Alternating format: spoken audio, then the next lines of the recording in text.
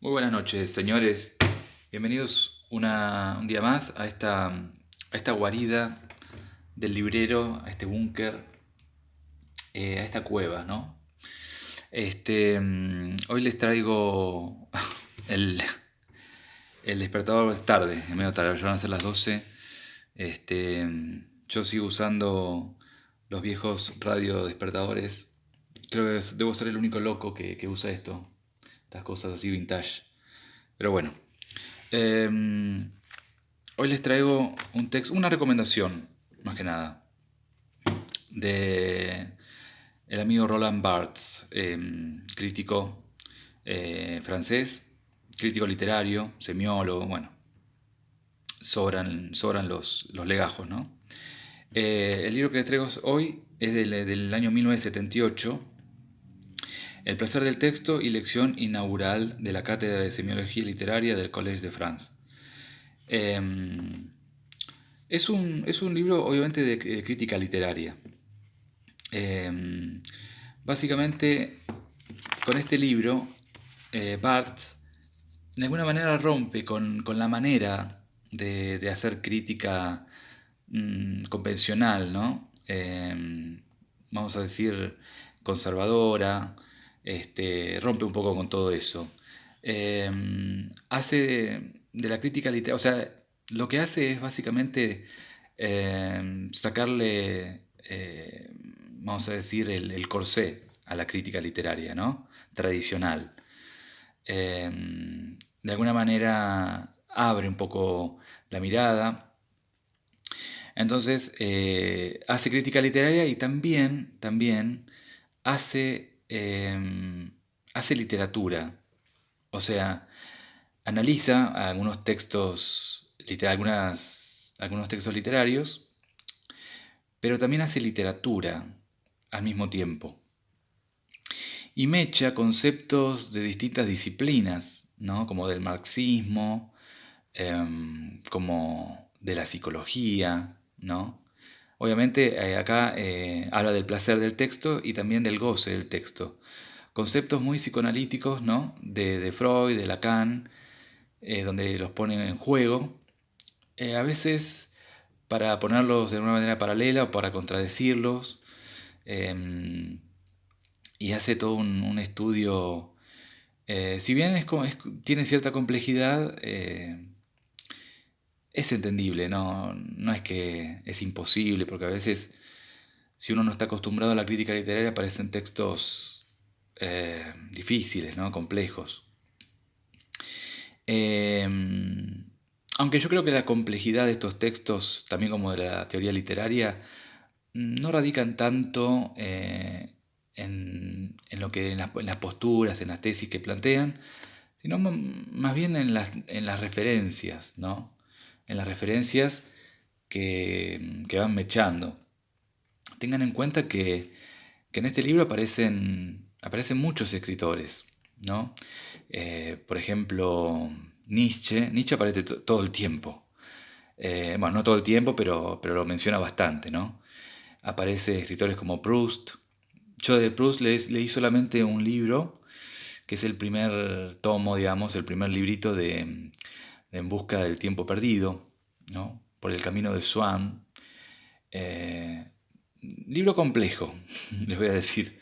Pero bueno, a partir de una tercera, cuarta lectura se empieza a disfrutar. Eh, Qué sé yo, no sé, menciona un libro de Thomas Mann, pero ya lo último, de Thomas Mann, bien digo, La montaña mágica, es un bodoque, eh, es un librazo también, es uno de esos libros que hay que tener como en la cabecera, ¿no? En la mesita de luz, le decimos acá en Argentina. Hay que tenerlo a mano porque es un libro muy, muy interesante. Y tira distintas referencias a escritores, a Mallarmé también, por ejemplo, eh,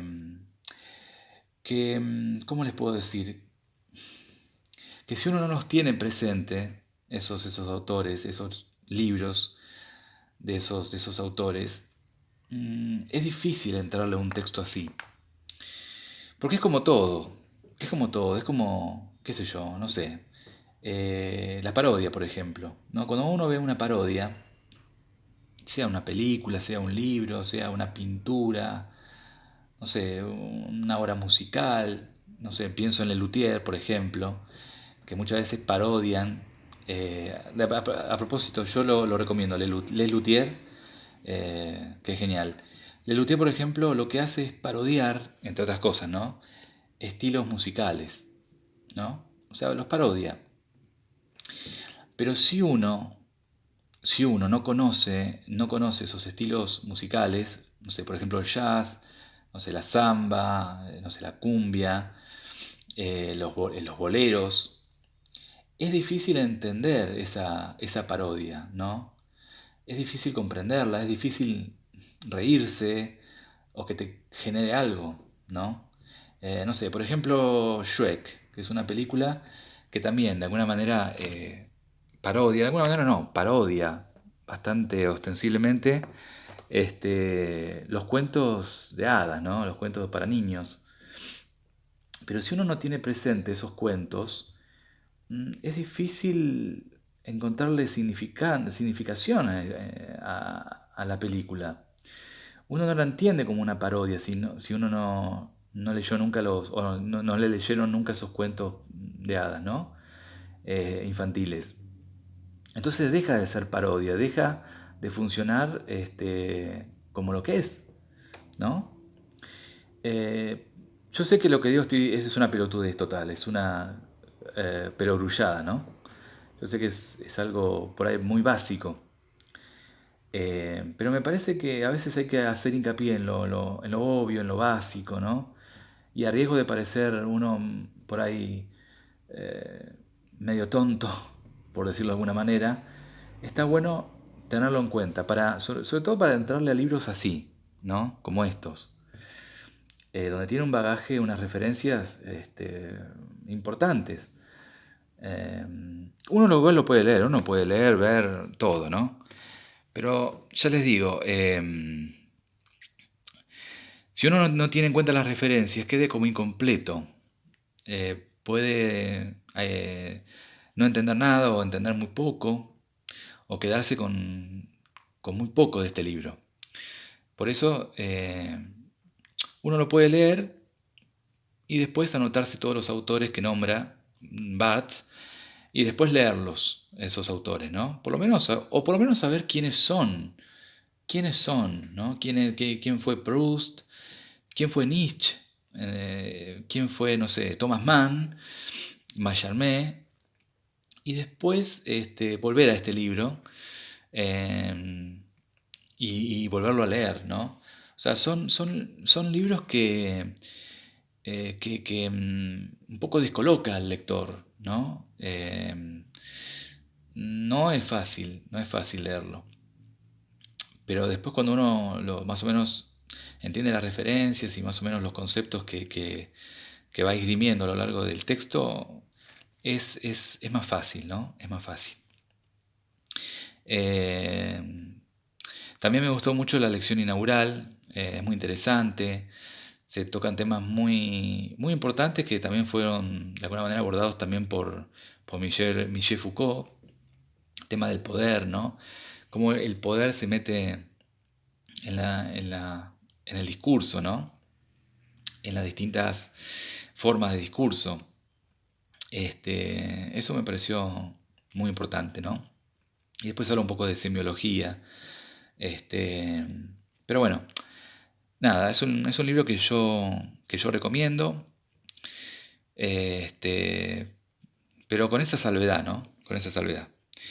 Em, Pasa mucho con escritores que no son difíciles, pero esas referencias uno las tiene que tener presentes, ¿no? Uno tiene que más o menos tener como un bagaje como para poder entenderlo y disfrutarlo, que eso es lo importante, ¿no? Es difícil disfrutar un texto o lo que sea, hasta yo le diría un rumor, un comentario en el almacén, en la calle. Es difícil de disfrutarlo si uno no entiende las referencias, las referencias. Uno siempre queda en ese lugar medio descolocado, ¿no? Pero bueno, nada, les quiero leer un poco la contratapa para que lo vayan viendo. Placer del texto, goce de la lectura. No es el crítico ni el semiólogo el que se expresa en esta obra, sino el escritor y el lector. Tomándose como sujeto de experiencia, Roland Barthes examina los efectos de la escritura sobre aquel que recorre el texto. Primer trabajo del Barthes tardío, El placer del texto, revolucionó la crítica literaria, sorprendiendo tanto a las perspectivas conservadoras como a las radicales.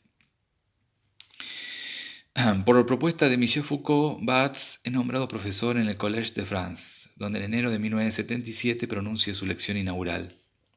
El texto y el poder son, también allí, el centro de reflexión. Si el poder está siempre agazapado en el discurso, ¿en qué condiciones puede éste desprenderse de todo querer asir? Si llamamos libertad al acto de sustraerse al poder, pero sobre todo de no someter a nadie, solo puede haber libertad fuera del lenguaje. A nosotros nos resta, pues, hacer trampas con la lengua, hacerle trampas a la lengua. Y este ardid saludable que permite escuchar la lengua fuera del poder, en el esplendor de una revolución permanente del lenguaje, es lo que Barthes llama literatura. Bueno, dejo ahí. Es un libro cortito. El placer del texto no llega a 100 páginas, por lo menos en esta edición de la editorial Siglo XXI, que también publicó sus otros textos, ¿no? Así que bueno, se los dejo como una alternativa más, como una opción. Y no me estoy saliendo mucho de la literatura en sí porque, como les digo, Roland Barthes hace un poco de ficción, digamos, ¿no? O ficcionaliza un poco su labor de crítico literario, ¿no? Así que en ese sentido no nos salimos mucho no nos fuimos al pasto ni nada por el estilo. Así que, bueno, gente, cortito el video de hoy. Yo me voy a dormir, así que les dejo este librito. Nada, duerman bien. Duerman bien. Por ahí me ven a las 3 de la tarde, así que... Pero sea como sea, si les gusta el video, lo de siempre, ¿no? Déjenme un like o un dislike si no les gusta. Y bueno, nos estamos viendo próximamente. Saludos.